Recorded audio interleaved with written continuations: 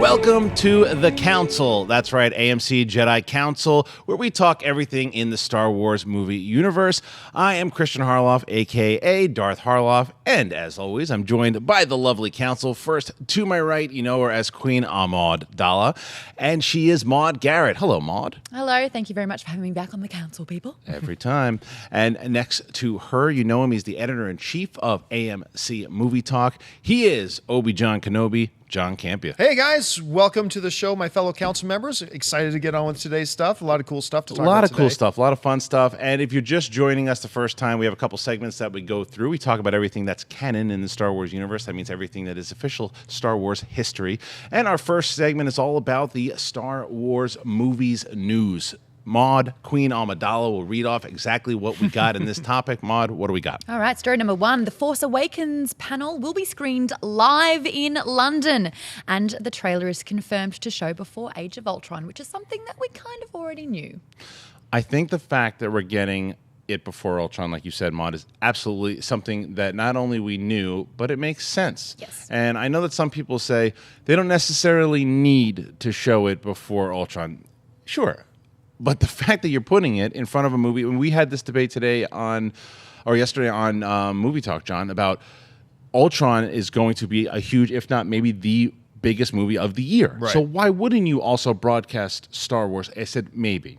We are on a Star Wars panel, a podcast dedicated to Star Wars. On the show. And you are here saying that Ultron's going to No. be the biggest movie. I am sorry. Back me up on here. What movie did I say Ultron would be? is, well, you were saying you believe that Star Wars Episode 7 will be the #1 box office film of 2015. Good. Yes. I, however, am the sane one and saying while Star Wars Episode 7 may very well and hopefully end up being our favorite film of the year, it will not be the #1 box office film of the year. I don't understand. She feels so betrayed to the dark side. Well, the reason, and to go over my point real quick, what I had said was just that I think because of where Star Wars lands in December, January and February are open for the taking, and it's going to, because Ultron now is going to have too many things picking at it throughout the summer, and I think Star Wars, because I think it's going to be that good that it'll get repeat business. But what we're talking about here is it being in front of Ultron. Let's talk about that first. No, I'm betting. I'm betting you, John Campea. It's going to be movie of the year? I'll I'm take putting a bet out. Any bet you want to put on the table on that. Star Wars will make more. What do we got? Let's make a wager. You already owe me, so not owe me yet, but you possibly Not yet. could. I could. It could very well, or you could end up owing me. That's but true. But to remember this too, you raised the point that Ultron's going to have all these other films picking at it during the summer months. Yeah. So did the first Avengers, and it's only the #3 box office film of all time. Absolutely. And so it'll be no different for Avengers 2. Look, my whole thing was this, and I don't want to get us sidetracked too much, but here's why I believe this. Now, Maude is giving you the death better stares. question, Maude. The better question is not, because this isn't a fair question. What's going to make more money, Ultron or Star Wars Episode 7? It's not a fair question because it's not an even playing field. The better question is going to be, what will make more money, the next Avengers or Star Wars Episode 8? Right. Because at that point, they're going to be on an even playing field. Like with Avengers... If Star Wars Episode 7 is indeed as great as we hope. And of course it's going to be as great as we're hoping it will be. Right. So when Star Wars Episode 7 is as phenomenally awesome as we know it's going to be, what's going to happen then is right now we've got Star Wars Episode 7 coming out, but it's coming off of a long dry spell and coming off of a not entirely beloved set of prequels, right? That's kind of why I think, though, John... Right, that people want to rush out to it, right? Because they want to get that smell away. But... all the new Avengers is coming off a high note. People are drooling to get out to see this.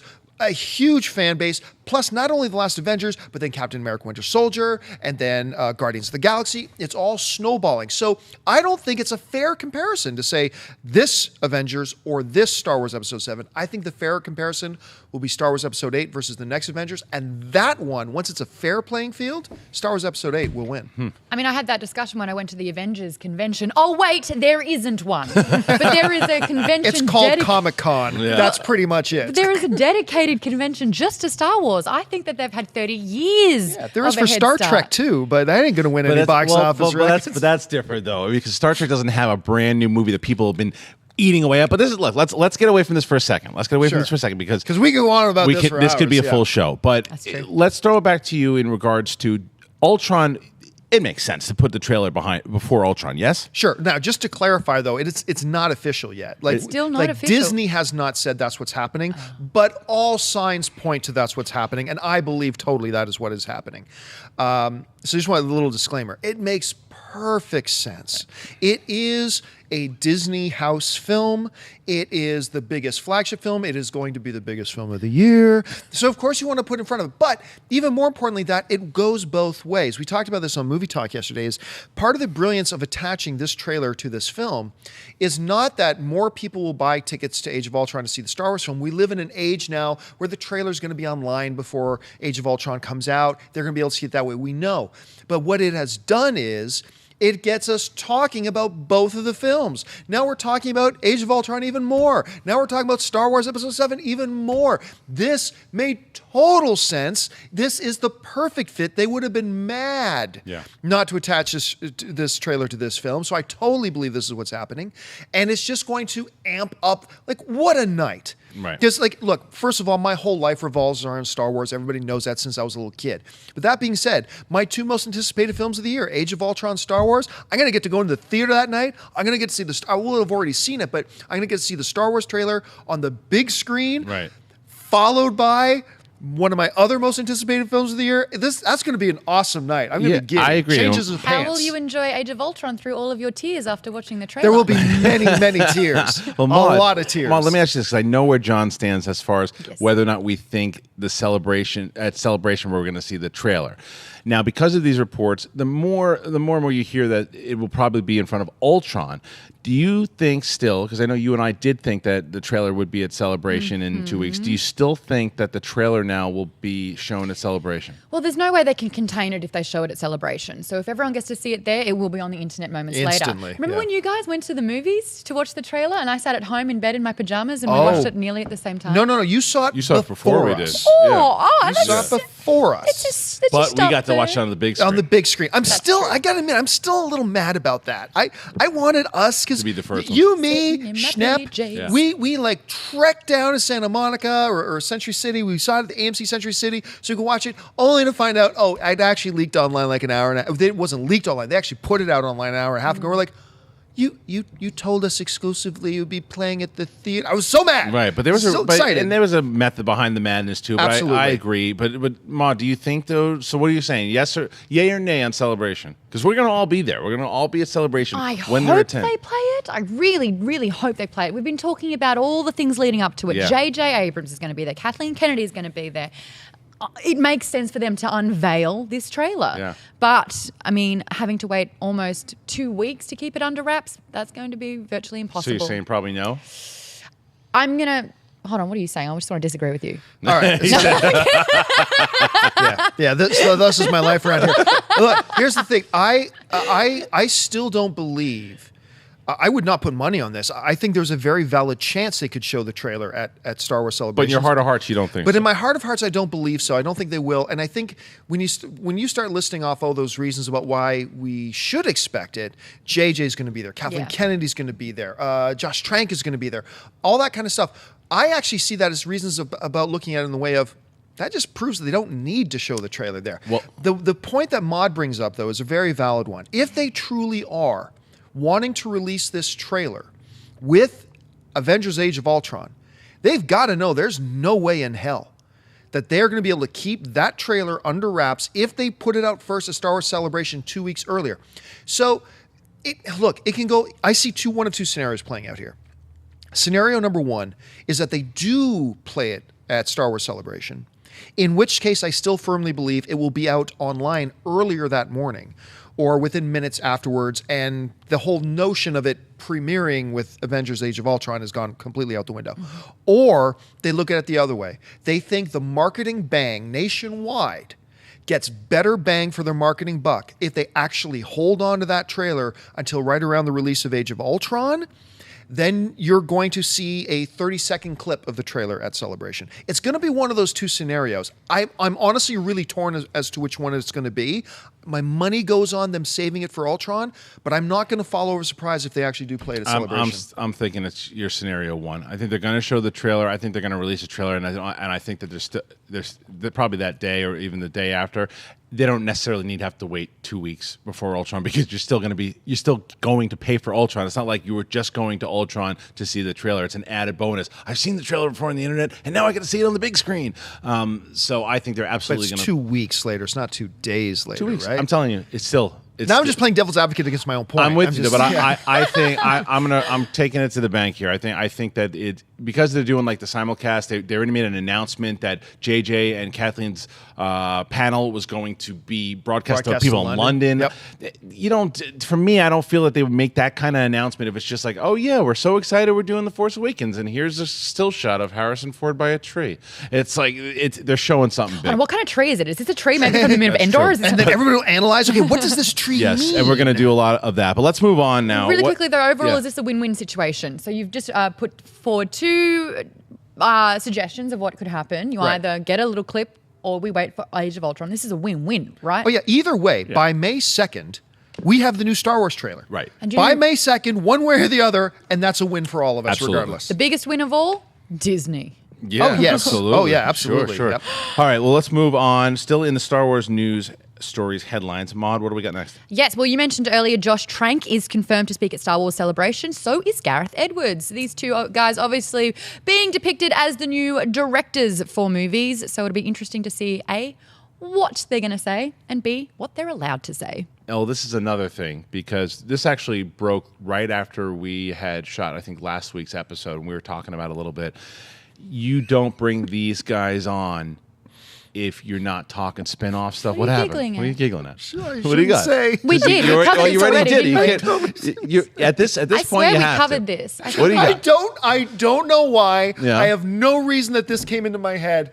But this picture of Trank and Edwards, they look like 2 unfortunate guys who just walked up to Maude in the bar, and Trank's like, "Can we buy you a drink?" That's totally what. Exactly. It works. See, yeah. So they take it easy. Can we buy you a drink? Yes, you can, boy. Because you're gonna break the TV. All right, here we go.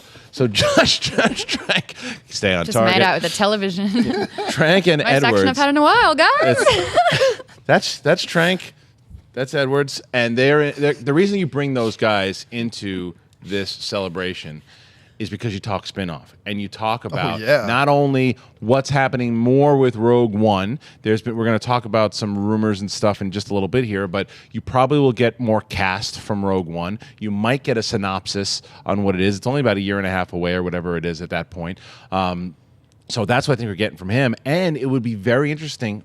Why you're bringing Trank out there? Do you announce what that movie is? That might not happen, but it would be interesting because it's so far away. But Maude, why do you bring these guys in there? What do you think? They are not going to announce a synopsis. I wish they would. Of Rogue One. We don't even have the Force Awakens synopsis. We don't even know what the hell's going on with That's that a good point. movie. That's a good point. We've seen parts of the trailer. Hell, there is the Dune Sea is there, but we don't even know if it's Tatooine yet. Right. But that's coming later because we've got some new news on that. But nothing's ever confirmed. I think what they're really going to push and what the whole Star Wars universe is focusing on is the timeline, where these movies are going to sit in the chronological order. Will it be before A New Hope? Will it be post-Jedi?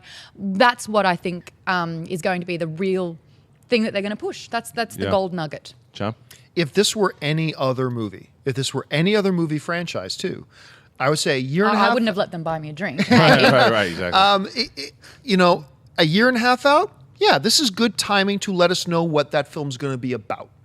Far too early to show us any clearly, or to talk in detail. But this is a good time to tell us what that movie's going to be about. Star Wars operates on a completely different level right now, especially under Iger. They're, as Maude so accurately pointed out, they haven't even given us a synopsis for Star Wars Episode 7 yet. And all we know about Rogue One is the Death Star plans? We know Felicity Jones. We don't even know that. All we know for sure is that's Felicity Jones. That's the only thing we know for sure. And Ben Mendelsohn, maybe. Yeah. So I think you were closer to it, though, when you suggested, I'm going to guess there's going to be a couple more cast. I think you're dead right about that. I think they're going to mention 1 or 2 more names, and they might even have them there to bring them out to announce them that way. So I think that's probably more likely the way they're going to go. Yeah, I think so too. Addressing the fact what you guys said is you got to remember, one of the reasons that this thing's also episode 7 that is so engulfed in secrecy is also because of J.J. Abrams, who is the king of secrecy. We don't know that these guys are like that. We don't know that necessarily Disney's like that, because Disney right away when J.J. you remember back a year and a half, they said we're going to give information to the fans, and then J.J. was probably like, not as much. And the difference between episode 7 is because you already know kind of who's in it with Luke and Leia and Han and everything. So you don't want to give away too much about what the story's about yet. And you're going to get that probably in the trailer a little bit. With Rogue One, it's such a new movie that I don't necessarily think you're going to have a full synopsis, but maybe a little bit more about what the story is. Just so, like you said, with the timeline, or use a timeline, and as far as this will take place in episode 4, and it will be about this. That's the kind of thing that I think, not a full synopsis, and then they go here, and then they go. I don't think like necessarily that, but I think you're going to get story details for his movie. Him being there, I don't know. I don't know. Maybe it's just because, and he's doing something cool too. Yeah, that is the real mystery here is Trank. Because they're not going to tell us anything about Trank's movie. So the only thing I can think of is that perhaps these two guys' movies are connected. That's the only thing I can guess, but that is so unfounded. Yeah. But going to your whole point about the secrecy and the J.J. Abrams thing, right? I have had a Lucasfilm representative tell me a couple of months ago. It's like, we're gonna bring you out to the set of Star Wars. Obviously, we couldn't do it this one because of JJ. I mean, so JJ is so infamously, he won't even have set visits, stuff like that on his stuff. And you know what? More power to him. I don't say that as a knock. More power to him. If that's how he wants to run his set, more power to him. Unless you're Daniel Radcliffe, Daniel Craig, Simon Pegg. Unless you're personal friends. Yeah. Unless you're personal friends that you trust, that's cool. Well, you keep kissing TVs like that, you're going to get there pretty soon too. Actually, whatever it takes, guys. Actually, I think there's probably like a no-fly list that your pictures are going around on right now. Anyway, all right. Moving on to our third story in the Star Wars news stories. Alrighty, Rogue One rumours that we were kind of talking about, but to add on to it, Aaron Paul, he is not yet out of the picture. He could be cast as Felicity Jones's love interest. Ben Mendelsohn is also rumoured to be playing the scientist. What does this mean? I don't know what the hell the scientist means, or even the fact that I assume it makes me happy that Aaron Paul is not being rumored more and more for Han Solo. I like Aaron Paul. I'd actually like to see him in a Star Wars movie. I think he could be fun. It looks like Felicity Jones. All signs are pointing that Felicity Jones is going to be the star of this. Cool. Who she's playing, I don't know. There was a cool rumor that was floating around about Ben Mendelsohn playing Cad Bane. Did you see that picture? I loved that rumor. That was amazing. Man, I love that rumor. Cad Bane was a bounty hunter from the Clone Wars series. If you don't know who that is, he was one of the coolest characters. So it would have been fun and he would have nailed it. But it looks like this rumor of scientists, I don't know if it's true or not, and I don't know what it would mean. But the other interesting thing that I read in this report was that it seems like it's still going to be that storyline that we thought it was with the bounty hunters. Right, and the that's Death the Star. word still, yeah. That's the word still. So for me, I'm okay. I can't say if I like or dislike him being called scientist, because I don't know what the hell the scientist does, and I don't know what Aaron Paul's going to do. I mean, the only scientist that was really in any of the Star Wars movies so far was in Clone Wars, when Padme Amidala went down to Naboo, and there was an underground facility, and this crazy scientist had re-established a virus that was going around. Oh, this is in Clone Wars, right? Yeah. It was a bit of a filler. Right. That's the only scientist I can think of. If you guys can, we've got to find this picture of Ben Mendelsohn next to Cad Bane, because it just made sense. Yeah, it did. It looked He could incredible. do the voice too. He could totally do the voice. Yeah, but. And Felicity Jones in this person's, we've got to find out who that is, because they are a genius. Yeah. Also put a picture of Felicity Jones next to Ahsoka Tano, and the similarities were there. Yeah, but I don't think because Felicity Jones is the main character, I don't think she's going to be playing. What about this whole Tano. push with Fulcrum in Rebels? Because I think they're adding up to a Ahsoka Tano and Darth Vader Ultimate Showdown. I think Vader's going to take her out, but that's another conversation as far as Rebels goes. But as far as Rogue One goes, John, do you think that Aaron Paul is going to? Yeah, that's a great. That is pretty. I didn't even notice the picture in the lower third. That's great. It's great. But Aaron Paul, do you want to see him in a Star Wars movie? Are you cool with him being like the sidekick to Felicity Jones, if you will? And how do you feel about Ben Mendelsohn playing scientist? First of all, the Scientist is the stupidest name you could ever come up with. Like, the Scientist, really? This is, I know George loved the old serials and Flash Gordons, but this is not the old serials and Flash Gordon. Right. Please change that name. I'm hoping that's just a little holder title. As far as Aaron goes, he's great.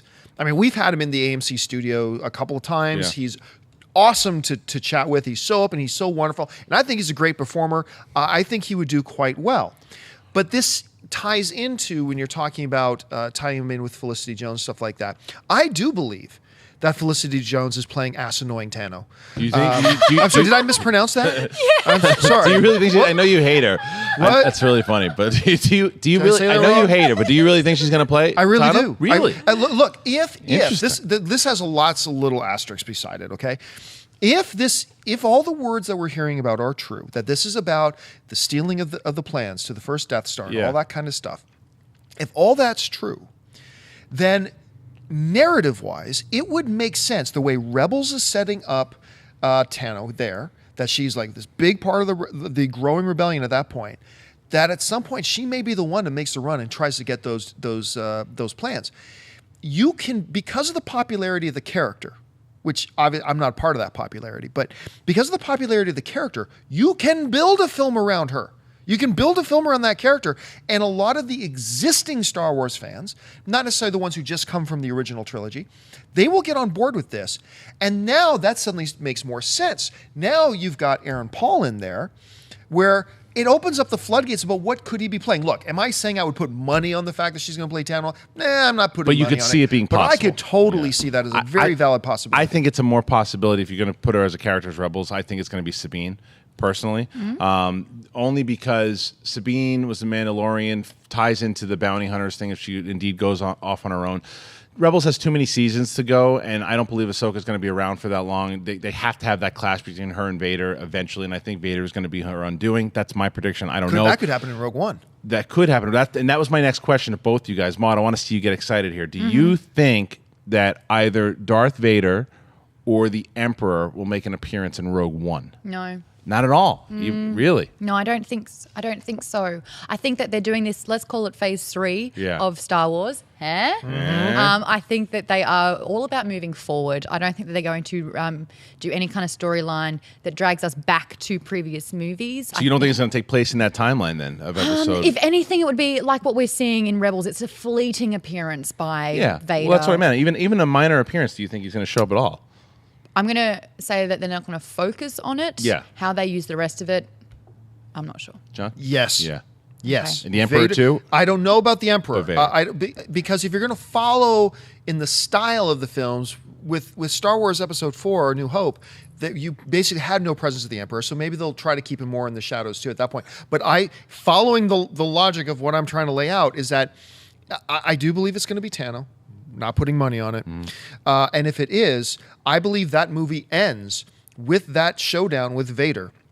Her dying a heroic death, and the last thing of that movie is her transmitting those plans that gets to Leia's ship. That'd be interesting. And then when you see Vader walk through the smoke in A New Hope, he's like coming right from killing Tano. That'd be cool. That's he's I would dig right that. from there. I would dig it. I just don't see it happening. But No, I would I'm dig it. probably wrong. It's a great I'm idea. I'm probably on wrong. board with it. Do you know what I don't Caribbean? see? What? Felicity Jones looking anything like Sabine. She just doesn't look a thing like her. Now, Yeah, I'm but I showing mean- John Makeup could right do now that. the picture of Felicity next to Ahsoka Tano and Ben Mendelsohn next to Cad Bane. Oh, I thought you were saying she looks like that. No, I- they're Oh, right, yeah, well- yeah, I totally see that. And, shout out to Jew. The guy, his name is Travis Warren, who has predicted this and then did a little image, and we'll put it up, Yeah. I don't know, on the Facebook We'll page. tweet- or we'll the tweet it Twitter out page, 'cause stuff. Yeah, that's for just sure. like spot on. Look at Cad Bane. Yeah, I mean, there's a lot of fun speculation because Rebels does indeed fall in this timeline. Who knows? But we shall soon see. Now, Shun-Chi. That's the other Jedi. That's the other Jedi. Sun-Shi. Moving on to our next story in the Star Wars news. Yes, Tatooine is now confirmed in The Force Awakens Question because mark. John Boyega on a sandy desert is not proof enough from the trailer. We are saying now, we just mentioned that JJ does like to drop in hints and that when he will announce it, it's in a subtle way for the diehard fans. Now, recently he put out, when it was JJ and Kathleen announced to do the panel from London, there is a slight picture of this right here. There, stop taking the angle on me. There. That is Tatooine. That's what Tatooine looks like if you look up Wikipedia. And in the official announcement from JJ, there is a slither of the planet that looks exactly like that. Right. So, yeah, it's still not confirmed, but it is also an Easter egg. Well, yeah, and not only that, too, is that there's a picture of what looks to be Daisy Ridley in like an animation form looking out with two binoculars with two twin suns as well. Even though they haven't said it's Tatooine, like Maud said, you sure would assume it from that image that we're looking at right there and the image of the two suns. Because there was speculation that it wasn't didn't necessarily have to be Tatooine, but it sure looked like it. And everything we saw in that little teaser, it looked like Tatooine.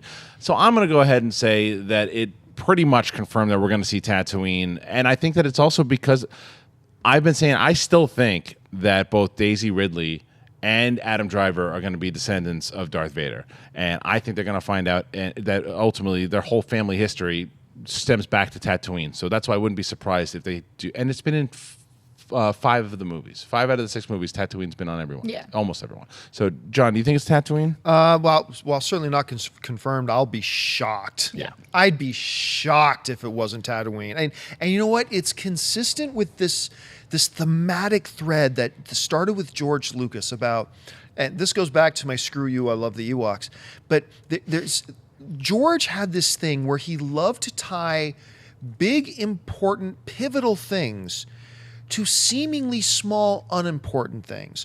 Whether you're talking about ultimately the final battle that leads to the destruction of the second Death Star with Ewoks being... Who would have ever thought that in a universe so grand that something so small, right. so seemingly unimportant would play such a major role in a defining moment in the history of the galaxy, right?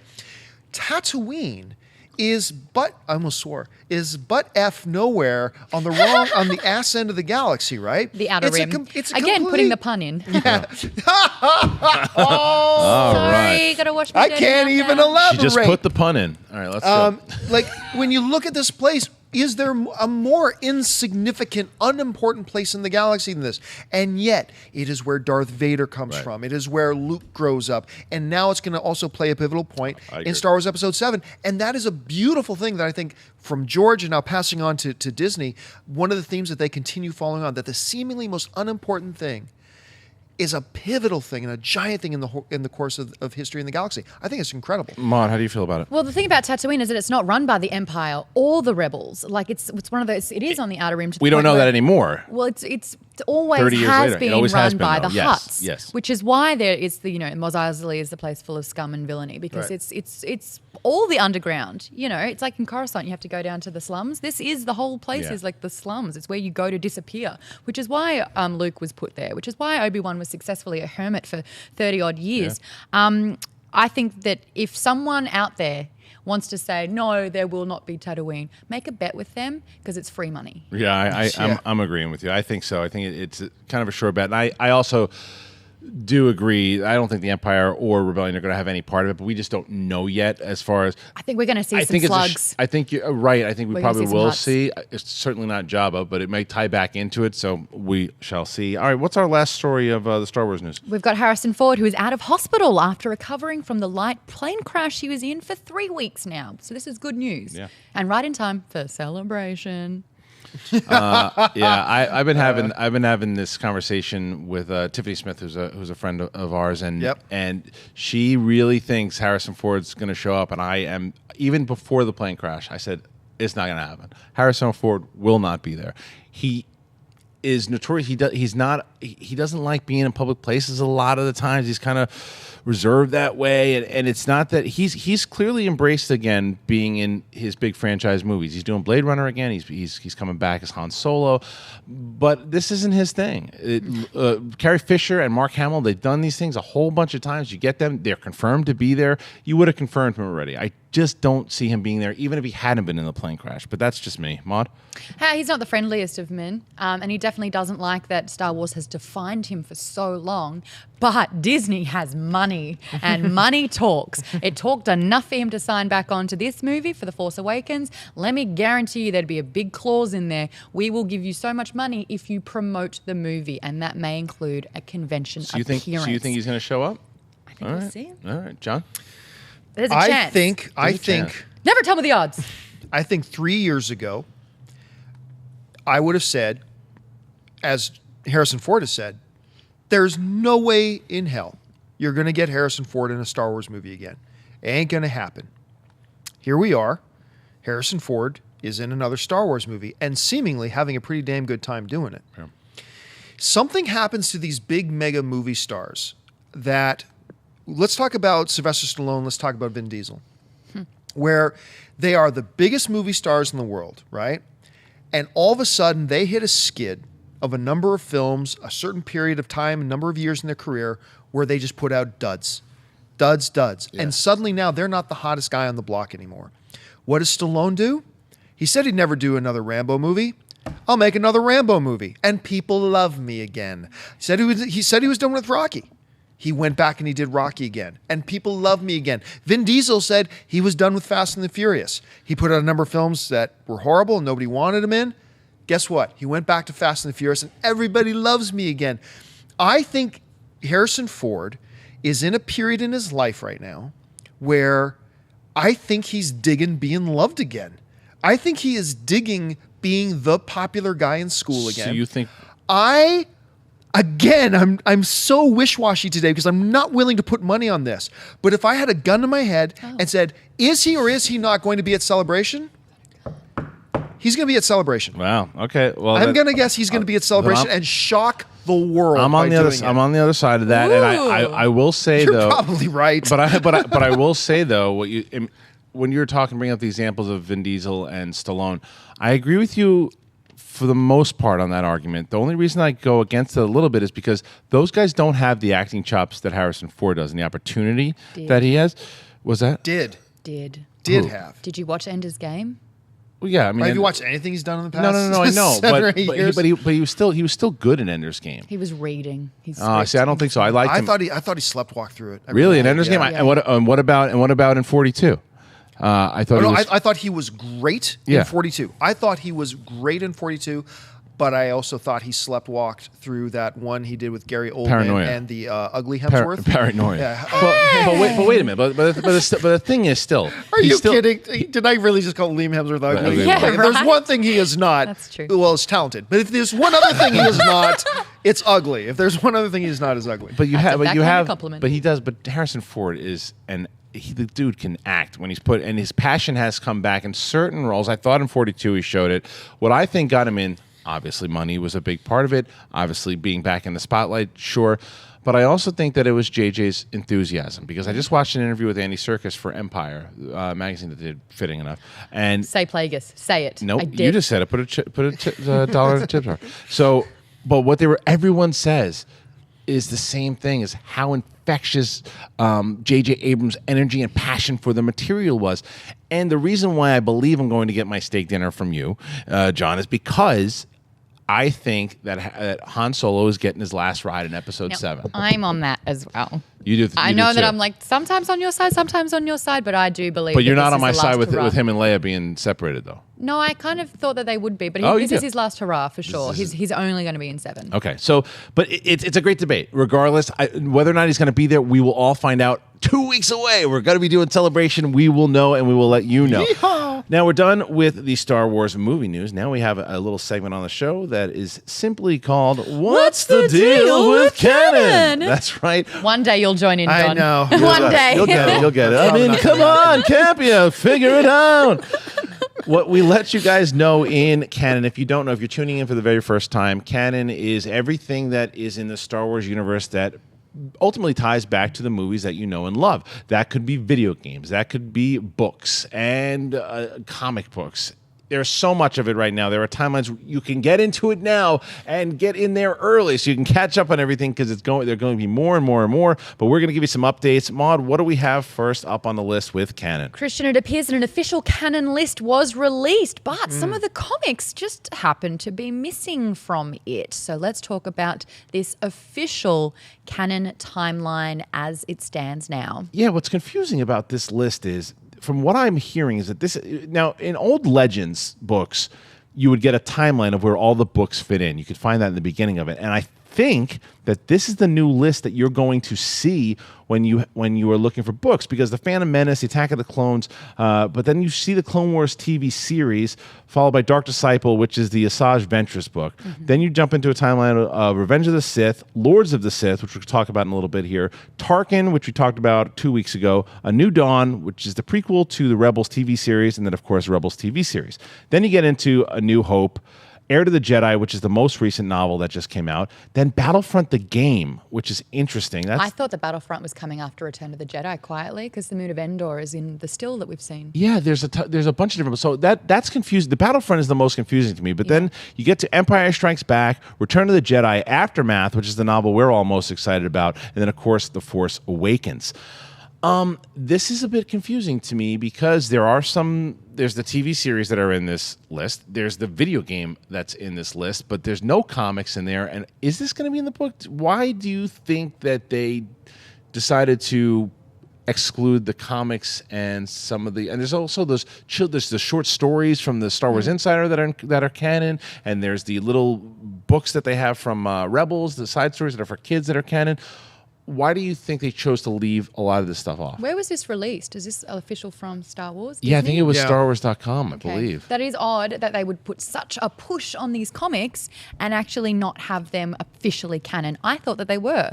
These stories, and a lot of them, if they were in the timeline, they would be after A New Hope. All of them, right? Except for Kanan, which is around the time of Rebels. Yeah, a majority of them are after New Hope, yes. Yeah, so that's kind of odd that they wouldn't include all of the comics in it. It's weird. Because it's Marvel pushing that, and this is like It is canon. I mean, the comic books are 100% canon. But they're just not in the list. Yeah, it's weird. Because is it because there would be too many things and they would have a separate list just for the comic books? I think this is a great checklist for those people going, hey, Star Wars is pretty cool. I want to get stuck into it. Where should I start? That is your 100% checklist. I'm sure a lot of our viewers screenshot what we just put right now so they can get into it, because we get tweets all the time of where should I start reading. But John, why do you think they excluded...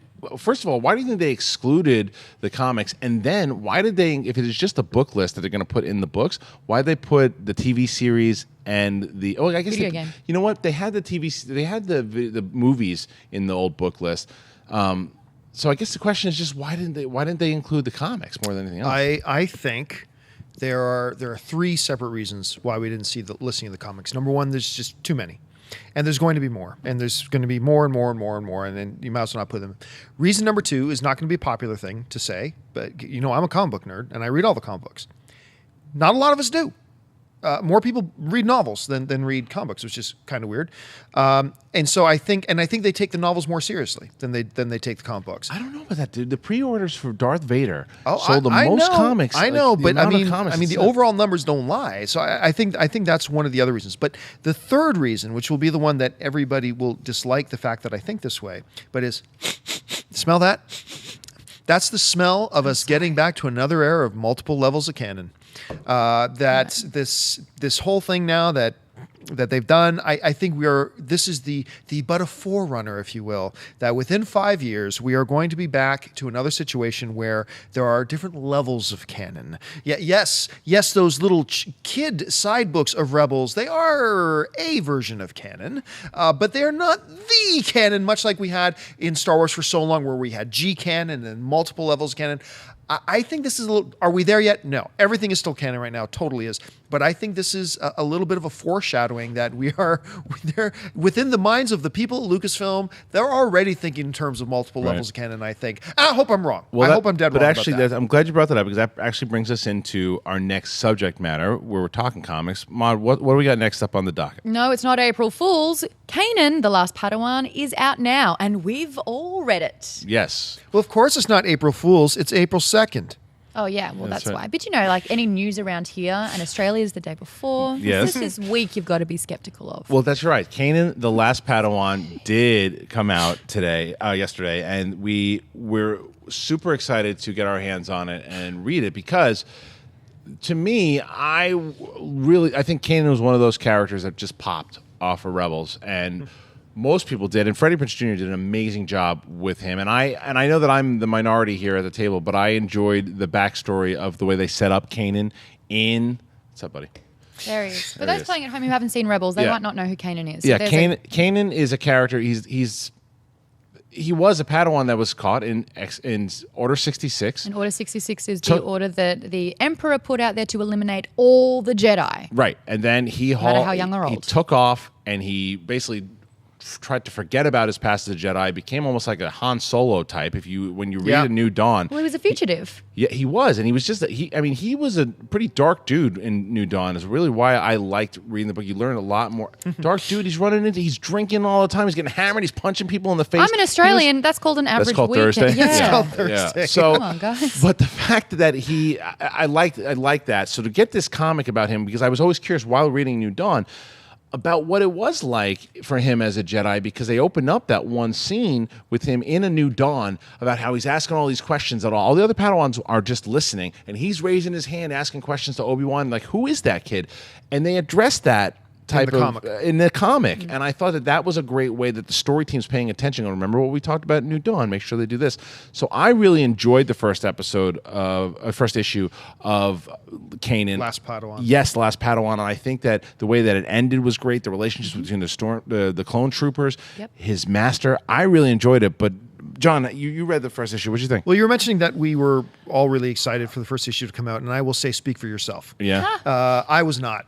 I didn't like New Dawn. I have evolved into actually quite a big fan of Rebels. Yeah. I really do like. That's the show why I thought quite you were a looking bit. forward to it. Yeah. But not interested in Kanan, the last Rugrat. But I really liked it. Yeah. I read the first issue. Really liked it. The tone of it was quite nice. It was really good. And it's breaking my heart the way the first episode or the way the first issue ends, because I'm also really enjoying the chemistry and the dynamic between Kanan and I'm not even going to pretend to pronounce the name of his... Depa Billaba. Depa. Well, I'll just refer to her as Depa. The relationship between Depa and Kanan, the dynamic in the relationship there, I thought was a true Jedi Padawan relationship. I really dug it. You get to see them in battle already. You get a lot of insight into who this kid is. And I like the political drama set up around it. And I really do like, there's this one scene in the first issue where, okay, the Federation army has just left, the rebels have kicked them out, but the locals are like, you're all just occupiers. And there's this great conversation where it goes, yeah, I know who she is, like, because he's saying something to Kanan's master. And Kanan says, do you know who you're talking to? He goes, yeah, I'm talking to General what's her name. He goes, what, would you rather us have that guy come back? What, you mean General what's his name? Right. And it was a great conversation. It was. So, and then it ends in this heartbreaking frame of this clone trooper. No spoilers. No spoilers. Oh, that's It's right. incredible, though. Yeah. But it's a great ending. Yeah. It's a great It's a great cliffhanger of ending, an and ending it's- and heartbreaking all at once.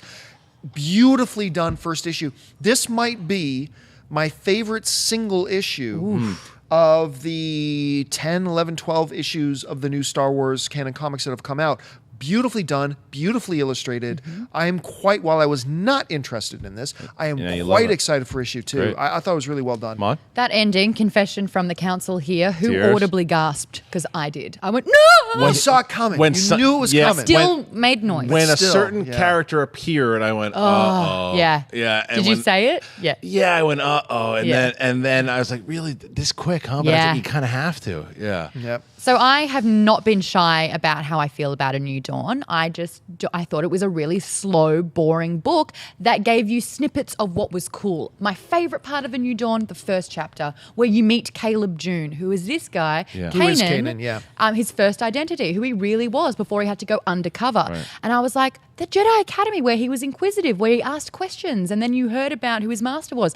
That was exciting. That was cool. That's what this comic is. Yeah. The comic is what A New Dawn should have been. I would rather read about this in descriptive words and have paragraphs and chapters dedicated to these panels that I'm getting. I finished this comic in 4 minutes. Yeah, it was pretty way pretty. too fast. I want to read 300 pages Yeah. of this series that I'm seeing. Instead, yeah, it looks great. But I think that this is what A New Dawn was, and that was a waste of kind of the very first taste of canon. See, was just to set up for this. Yeah, but I'm okay with that because there's going to be so much, like John was saying, there's so much that's coming out. So you either choose to read New Dawn or you don't. I agree with you. I happen to agree with both of you that there is a lot of slow moments in that book. But what I take away from it was that I do know so much about him, and because I do have this connection to him now when I watch him with his master, that I know that because I've been not only through Rebels, I've been through New Dawn. He's the best. Now, well, I will say this. Let me throw my one complaint. My one complaint about this comic, and I started complaining about it before I even started reading it, and you were there to witness my complaining about it. Coming from a guy who one of my favorite comic series of the past number of years has been Justice, Gods Among Us. Injustice, Gods Among Us. That comic, the year one of that comic series is breathtakingly good. It's beautifully done. The story is fantastic, all that kind of stuff. And I just ripped through all like 30, 40, whatever number of issues there were in it like crazy. And they were $1.99 an issue. Digital. $1.99 digital issue. That's how I read all my comics, is on Comixology. When I opened up and did my search for Kanan, and I realized this is a $4 comic book, which I'm like you. I read this thing in under 5 minutes. Mm-hmm. It's not a long book. Mm-hmm. Right. It's short.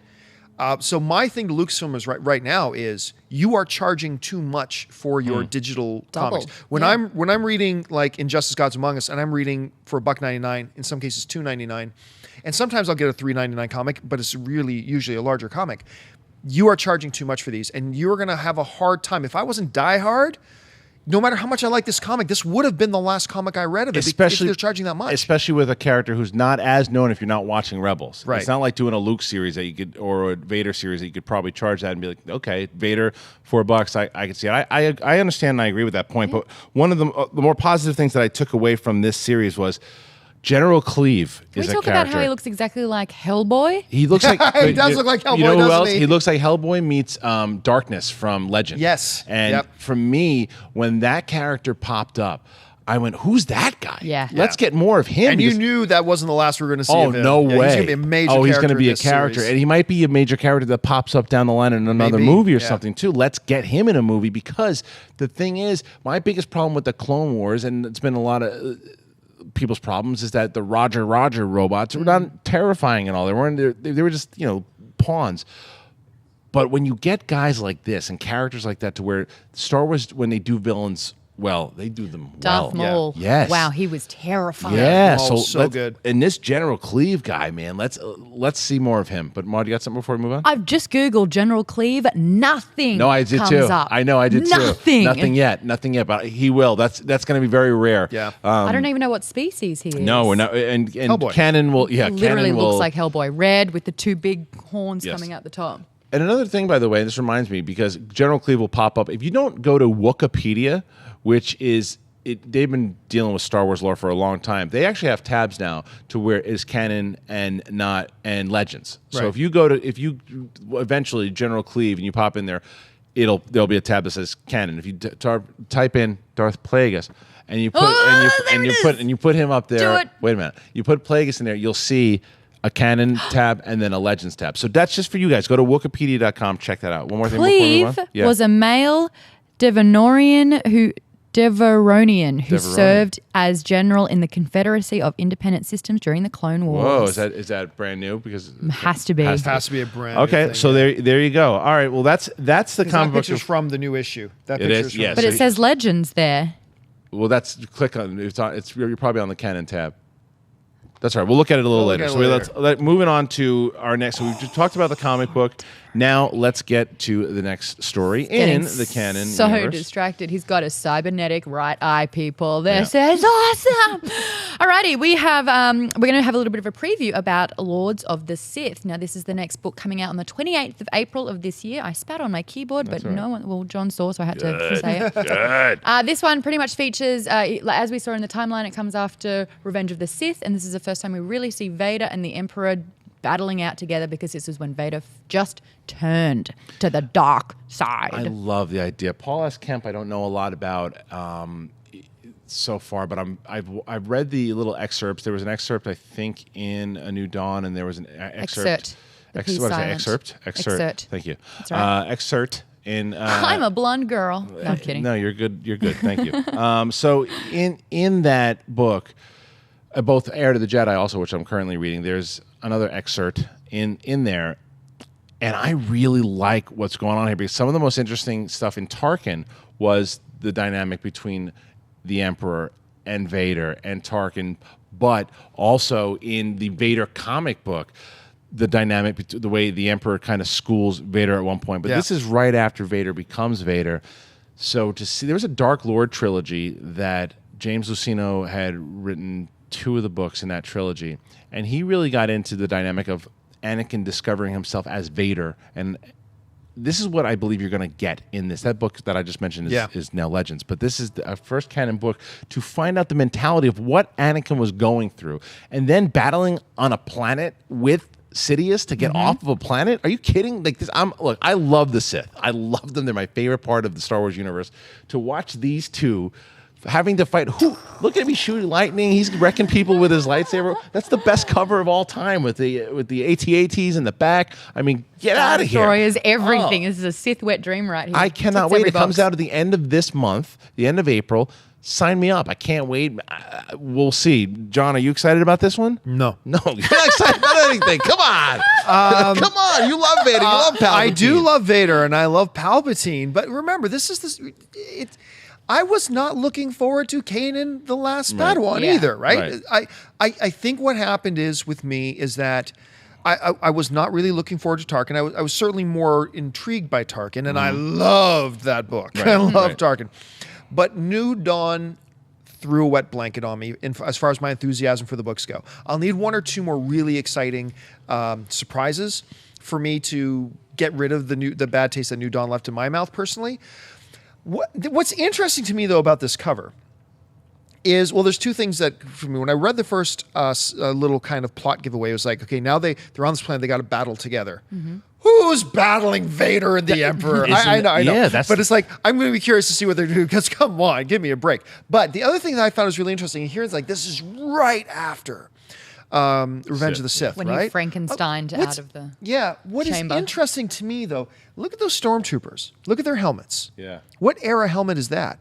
That's true. That's not prequel era stormtrooper helmets. Now, of course, in New Dawn, we saw Kanan on the cover of New Dawn holding a lightsaber, and at no point in New Dawn does a lightsaber get ignited. So just because the artist rendition has a different era stormtrooper helmet there, that doesn't necessarily mean anything at all. But I just find it a curious thing. It's like, oh, is this a little bit further ahead in the timeline than what they're suggesting right now?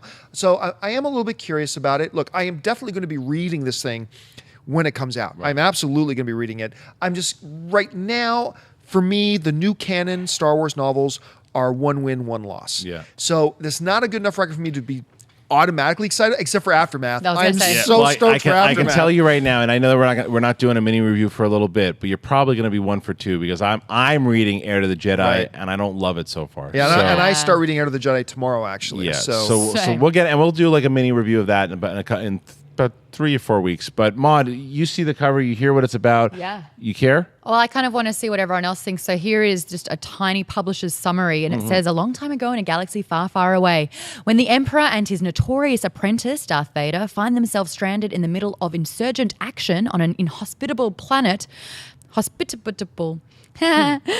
exit. They must rely on each other. The Can I buy you a drink? Yeah. The Force and their own ruthlessness to prevail. Are you excited? Comment below, etc., etc. I still like the fact that they are just splitting point of views, where they have those books like Enter the Jedi dedicated to Luke becoming a Jedi, and now you've got a book dedicated to Vader finally realizing that he's completely turned to the dark side. Is that exciting? Sure. Am I going to read it? You bet. If they start mining, though, I will flip tables. They start mining. I'm with you, and that's a New Dawn reference. All right, moving on. What's next, Moth? I'm sorry, I'm still getting over the fact that I said something funny. Alrighty, we also have for the very last story in What's the Deal with Canon, an exclusive look at Star Wars Battlefront. It has been confirmed that you're going to get a sneak peek at Celebration, and Christian and I are going. What? That's right. You know what? I owe you another one because I missed your high five from last week. I didn't see your high five. I didn't see it. Oh, it's funny. So yes, Christian and I are going to be seeing it on Thursday, but on Friday they're going to have a presentation that will be streamed for everyone in the world to see. You'll be getting a look at the trailer of the game. We're going to be checking out some of the gameplay of it, though, in a 35-minute closed-door presentation. And the day after, when embargo lifts, because I'm already treading the line of talking too much about this, we will be giving our thoughts and point of view on the game. Cannot wait for this. Ahmad, if I wasn't married, because you hooked it up. Like there was, if you guys, I don't know if you saw this. There's a little clip that they showed of this, because I know that they did a presentation of all the footage and how the making of the game was coming out. Ages ago. Ages ago. But then I saw something recently where there's like a soldier running, who's like, his point of view looks like a GoPro, and he's running on Hoth. Did you see this? Yep. And he's running through it, and you just see him in a snowy planet. And it's like it's like, this is like real footage. And then he looks up, and then you see things explode, and I'm like, oh my God, I can't wait to play this game. Battlefront to me is not only because it is the first video game in the Canon series of the new Dawn, if you will. It's just one of you get to play, you get to be part of the universe and fight as a Sith, as a rebel, as a We don't know who you're going to be playing. I think you'll be able to use all of those. I believe I heard them say you're going to be able to play either side. I think that's the good part about video games. That's the old school Battlefront is how you did it too. But Maud, you are a big gamer. You have been excited for this one for a while. What do you hope to see when we are checking out the Battlefront stuff? Well, this is what I was talking about before. This is why I struggle to see it fit into the timeline of canon that we've just seen. This is just after a New Hope. How? That looks like Leia. This looks like a scene from Return of the Jedi, but it's 2 movies before that, in a way. I love the Scoutwalker. I know this is going to be either a first or a third person shooter. Mm-hmm. I'm so ready, and I'm going to be joining the Rebels. I'm going to be joining the Rebel side, but I will be playing this either on Xbox One or PlayStation 4. I don't care. But when I start playing this game, I will not stop. I'm going to have to drag you away. Ooh, I'm going to be having there's pizza boxes lying around. I can already see it. But it's when you play a game, and you know this, you're gamers. You get to play the character and you get to choose endings. You get to make decisions. Would you like to A, B, or C? That's the best part of the game, which means it has replayability, I hope. So when you do finish one way, you start again and you play it in a completely new way. There is so much on offer here. Right. And when LucasArts made the big merge and Disney bought it, we didn't know what the future held with a lot of these games. I love that we're going to get it back. Some of the best video games out there. Knights of the Old Republic, even Pod Racer 64. Right. So you think there's going to be a lot more game announcements too at Celebration too? Oh, yeah. Yeah. I think because like we were saying that the 3 factions of EA being DICE, Visceral, and BioWare, I think all of them will be working on Star Wars games. John, how are you feeling about Battlefront? Couldn't care less. Come on. No, I'm kidding. I'm kidding. Oh my God. I knew it. I just heard a million voices cry out at once. No, I am excited about this game, and I have been excited about this game since that first, like, here in our offices, we're going to show you, blah, blah. I'm like, what the hell is this, and why is it not in my lap? Right. You know, sort of thing.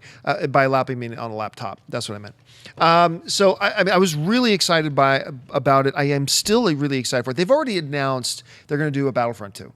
Wow. It's already been being circulated. They're already, if I'm not mistaken, they're already working on Battlefront 2. But when you look how long and how much of their sweet time they take to put these games out, I mean, it's not really a big surprise. Where they go from here, it's placed in the timeline. I'm not worried. I mean, I'm going to assume AT-STs were around, in the New Hope era. That looks just like standard Rebel jungle warfare or forest warfare. Although I am stunned about what perfect makeup the female rebel fighter. Yeah, she was in the middle of something when war broke out. Yeah, I mean, she looked perfectly that made lip liner. up. That looks incredible. Well done. So I'm not really put off by the timeline aspect of this. I think it fits fine. I'm not worried about it. I am a little bit concerned.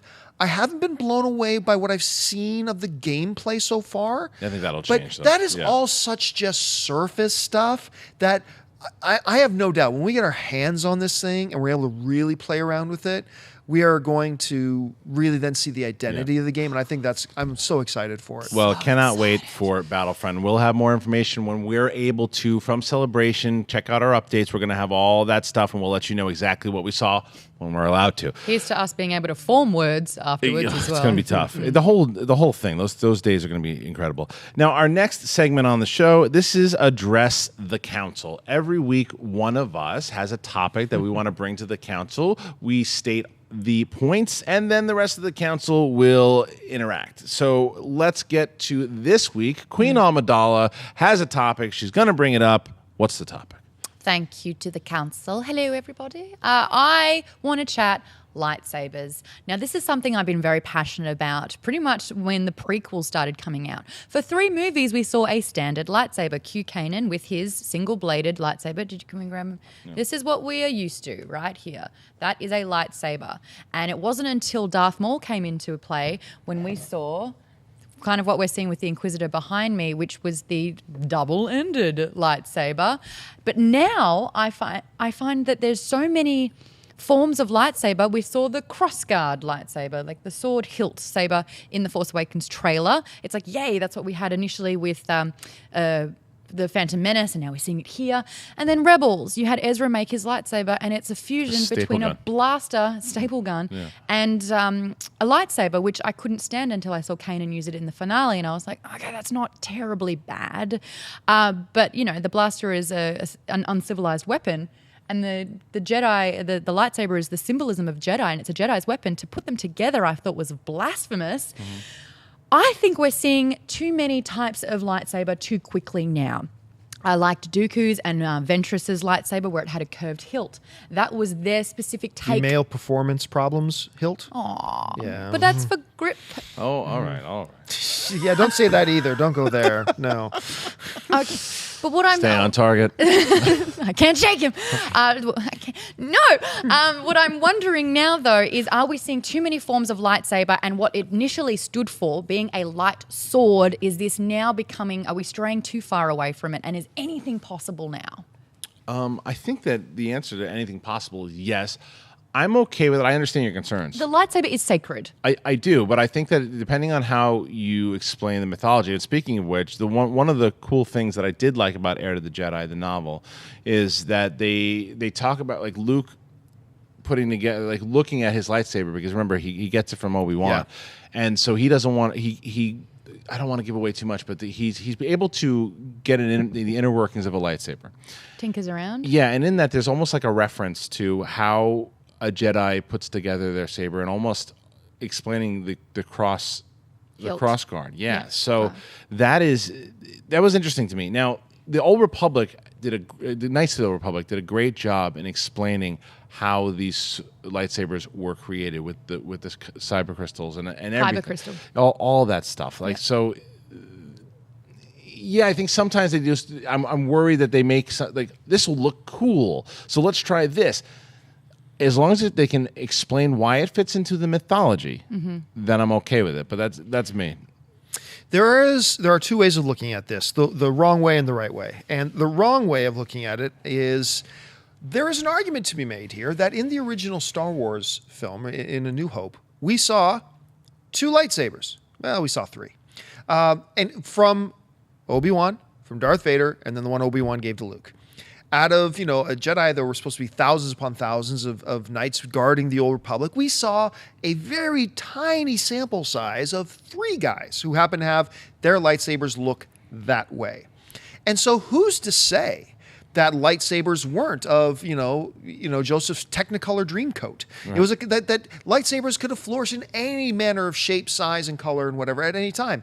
We just happened to see 3 guys. Like if you ran into 3 guys in the street and they're wearing blue jeans, you'd be forgiven if you automatically assume all males of this species wear blue jeans. Mm-hmm. But the reality is no, they don't. There's probably lots of different types of pant, fashion that men like to wear.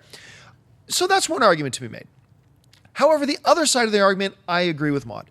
I believe that the lightsaber came to represent something and mean something, and that take liberties and take creativity with lots of things you need to evolve things.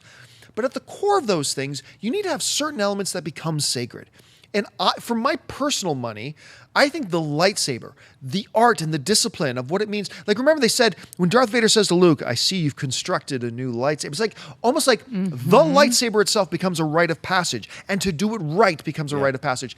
I almost believe that when I saw Darth Maul do it, I was like, okay, that was the first time we saw something. It was double-bladed, so really it's just two lightsabers together, because I believe it gets cut in half at some point. So, okay, he took two lightsabers, he just put them together, no problem.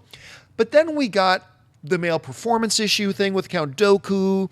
Then now we're getting and I was a defender, I still am a defender of the broadsword thing that we saw in the new trailer for Episode 7. I'm a defender of that. I am, but even I am like, and then the gun thing. Now the Inquisitor's got his own thing. Now we got ones being built in the gun. Press a button and it spins around. Yeah, it's like that's a Jedi Knight doesn't press a button. But he's not a Jedi Knight. He's not a Jedi, but still, like when you look at Vader, and even if you look at the Emperor, when he pulls his lightsaber, I mean, it's a lightsaber. Right. It's not some. You don't need to just evolve it for the sake of it. And I think, they're trained in the art of lightsaber combat. Yeah. These are no longer lightsabers. Just like a sai is not a sword. It's an offshoot, it's a variation of a sword, but it's a different weapon. These are no longer lightsabers. So while I accept them and I live with them and I can forgive them, at the core, I'm with Mon in this. I think they've taken too many liberties. All right, so where do you guys stand on the lightsabers? Can you guys comment? Tell us. Do you see Maud's argument as valid, or do you like where they're going with the lightsabers? Make sure you get into a conversation and be part of the council.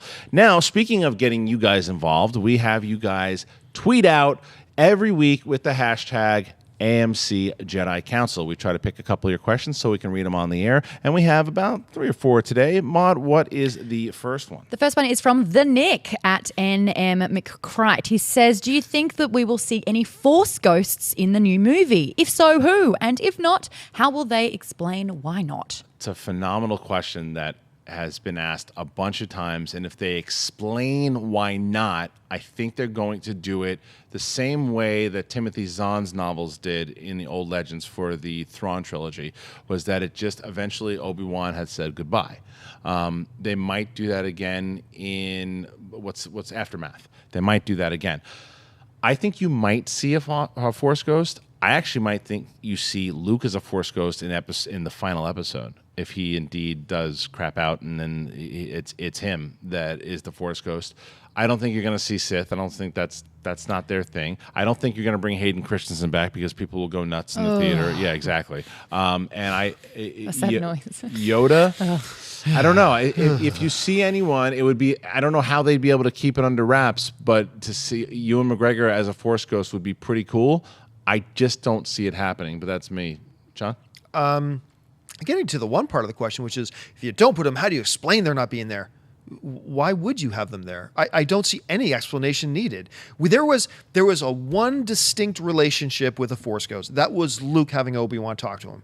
And there was that connection. There was a purpose. There was all that kind of stuff there. He was, bonded to Luke, all that kind of stuff. And you put that in there. Now, if you go back to the Clone Wars, which are canon, even though I'm not a big fan of Clone Wars, the fact of the matter is they got into the Force Ghost mythology and all that kind of stuff, and you realize it's not like Force Ghosts are just all hanging out. There's not 1,000 Force Ghosts floating around there. If I'm not mistaken, Yoda became like the second guy who figured out how to do it. Right. So in asking the question, how do you explain there not being Force Ghosts? Easy. There's no reason for there to be Force ghosts. Now, I'm not saying they're not going to have them. But you don't have to necessarily explain it. No, I think it goes the other way. I think if you do have Force ghosts, you got to go out of your way to explain why there's a Force ghost there, as opposed to they're not. I'm going to guess we're not going to see a Force ghost, but I have no problem with the idea that we might. In the full trilogy or in Episode 7? It will certainly in Episode 7. Yeah. Let me see Episode 7 before I give a guess as to Episode 8 or 9. Will we see a Force ghost? No. Will we hear them? Possibly. That's a good point. Because I feel that what Force Episode 7 is doing is undoing all of the errors that George Lucas made, and one of them is when you showcase and you see a Force Ghost played by said character, and things change, and we're seeing everything change at a rapid rate, they can't keep up with it. So they have to superimpose Hayden Christensen, and everyone was like, what are you doing? So we'll never see a Ewan McGregor Force Ghost because it's Alec Guinness. I agree with you, although you could change that if you wanted to, but that was such a great idea. How cool would it be that if Luke, wherever he was, hears Yoda's voice and Yoda's talking to him in some Look, some Ezra place. hears Yoda in Rebels. Right. Yep. Right, And I but think Yoda wasn't dead yet. And he wasn't even dead yet. Yoda wasn't dead yet. So yeah. I mean, he's a Force Ghost now. He can be everywhere. That's true. From So- a logical point of view, it's easier to have someone voice than to actually see Sure. them. Yeah. Like, I mean, I think that whoever voiced Ewan McGregor in Clone Wars did an incredible job of Obi-Wan. Sorry. Yeah. So I think that's how they'll do that. Okay, what's next? We've got one from Reginald, who is at Stan Wrighton, who says, hey, Jedi Council. Hey. Video games now love to have multiple endings. With all the games now being canon, how will this work? Dark side or light side, buddy? And I think there'll probably be 3 or so to choose from in there. So that'll be about 6 in total. But isn't that tough, though? Because let's say you pick dark side, and so which one... let's say that you go... But this is Mass Effect. It's like you're either Paragon or Renegade. Well, that's right. But let's say, this is where you run into the issue of, because they really have never done this before, to where a video game ties into the actual canon of a universe. Let's go to Knights of the Republic. Smell that? I know. It's I the got smell you. of multiple levels of canon. I got you. But let's try to take it as to how could they do this? Let's go Knights of the Republic, because in Knights of the Republic you can either end on a dark side note or a light side note. Yep.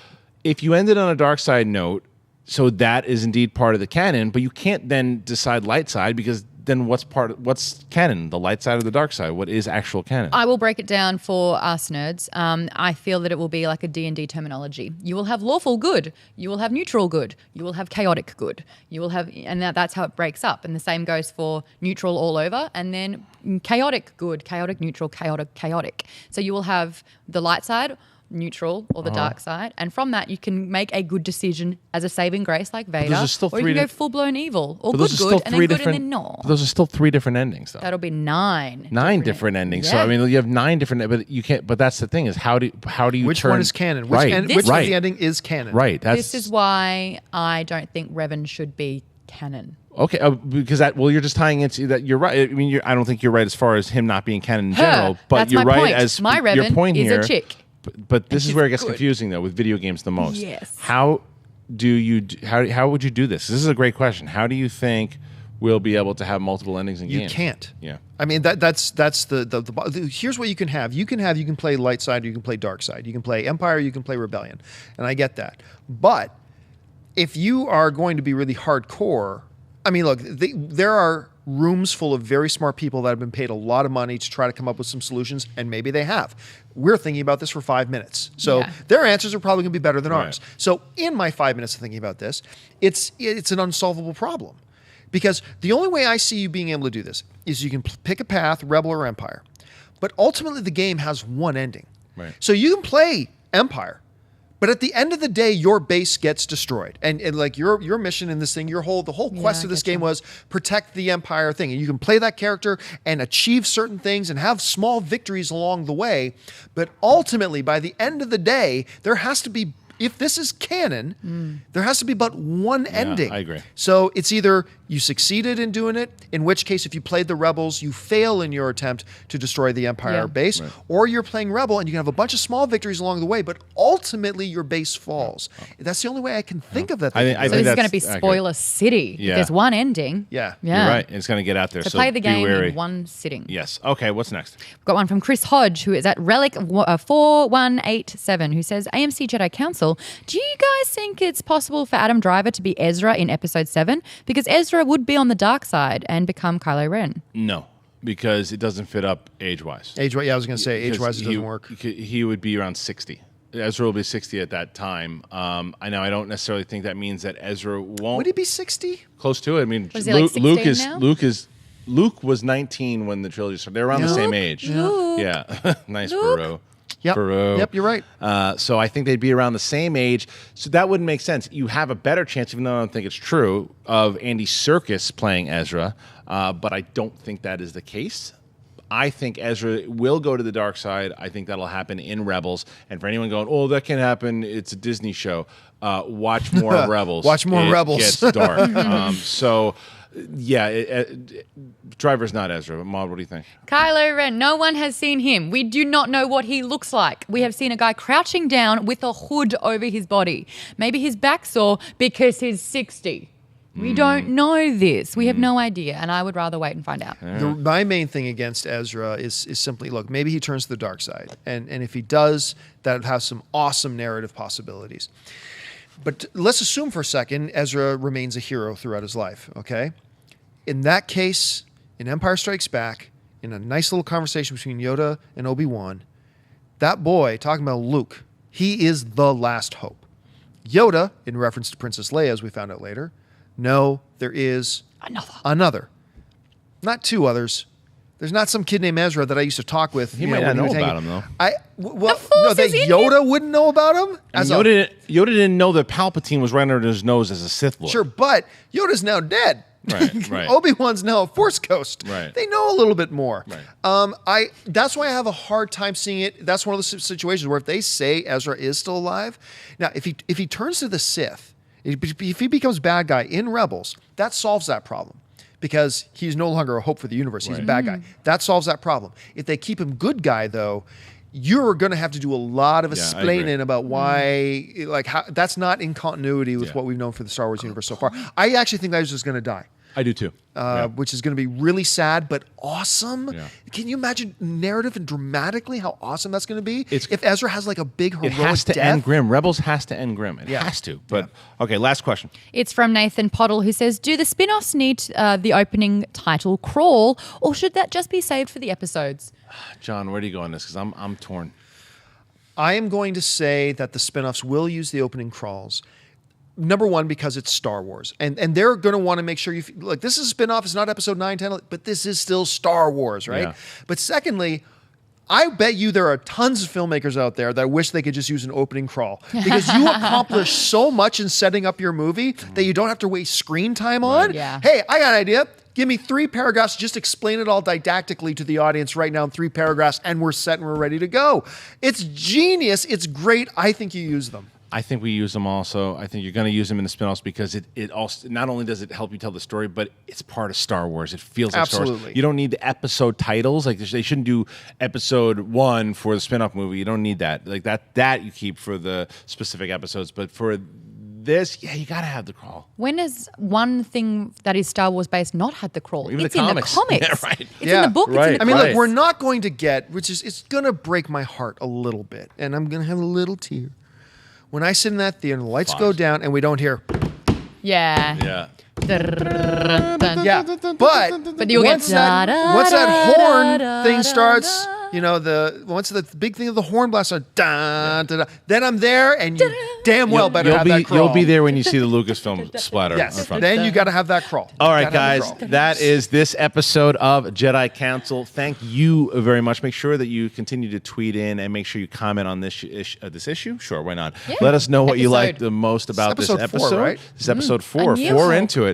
I'd like to thank my esteemed counsel first. On my right, you know her as Queen Amidala. She is Maud Garrett. Maud, where can the rest of the council find you? I am on Facebook, Twitter, Instagram. Just search at Maud Garrett. And I really do want to have this lightsaber discussion because I feel that it's sacred. And I think that now that Hasbro has put out a lot of connected lightsaber toy, you can have saber Make size. your own lightsaber. It's saber size now. Not okay. And next to her, he is Obi-John Kenobi, the editor-in-chief of AMC Movie Talk. John Campea, where can the rest of the council find you? You guys can follow me on Facebook or on Twitter. Just follow me at John Campea. And can I buy you a drink? Can I buy you a drink? Don't you kiss that television. And for me, I am Christian Harloff, a.k.a. Darth Harloff. Find me at Christian Harloff on both Instagram and Twitter, and keep asking us questions. We love it. If a new issue comes out, if a new picture comes out, whatever it is, you guys know where to find us and tweet us. We love to address the council. We'll do it again next week. Join us. Tune in. May the Force be with you. Hey everyone, if you liked this video, click that thumbs up button and make sure to subscribe to our AMC Movie News YouTube channel. It's free and helps you stay up to date with all the latest movie news, as well as our daily AMC Movie Talk show.